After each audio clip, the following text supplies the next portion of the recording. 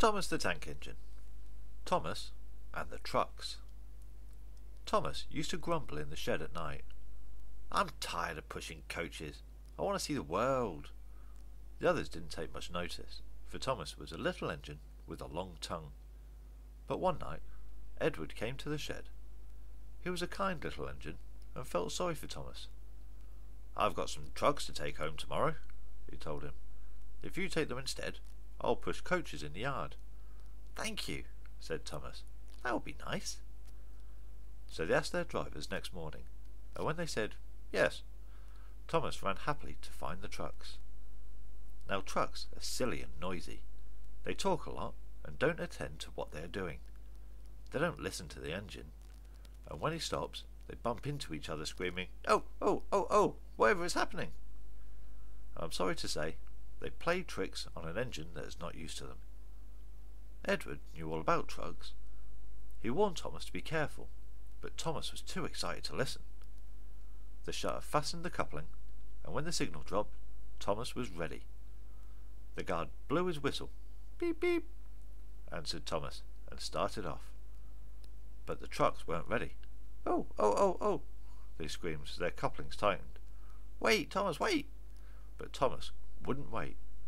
Come on," he puffed, and the trucks grumbled slowly out the siding onto the main line. Thomas was happy. Come along," he puffed. "All right, don't fuss, all right, don't fuss," grumbled the trucks. They clattered through their stations and rumbled over bridges. Thomas whistled, "Beep, beep," and they rushed through the tunnel in which Henry had been shut up. Then they came to the top of the hill where Gordon had stuck. "Steady now, steady," warned the driver, and he shut off steam and began to put on the brakes. We're stopping, called Thomas. No, no, no, no," answered the trucks, and bumped into each other. Go on," and before his driver could stop them, they'd pushed Thomas down the hill, and were rattling and laughing behind him. Poor Thomas tried hard to stop them from making him go too fast. Stop pushing, he hissed, but the trucks would not stop. Go on, they giggled in their silly way. He was glad when they got to the bottom.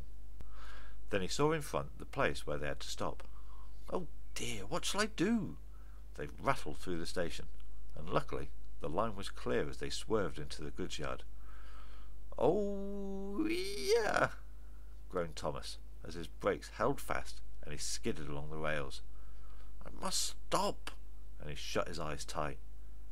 When he opened them, he saw he had stopped just in front of the buffers, and there watching him was the fat director. "What are you doing here, Thomas?" he asked sternly. "I've brought Edward's trucks," Thomas answered. "Why did you come so fast?" "I didn't mean to. I was pushed," said Thomas suddenly. "Haven't you pulled trucks before?" "No." "Then you've got a lot to learn about trucks, little Thomas. They are silly things and must be kept in their place. After pushing them about here for a few weeks, you will know almost as much about them as Edward. Then you'll be a really useful engine." The end.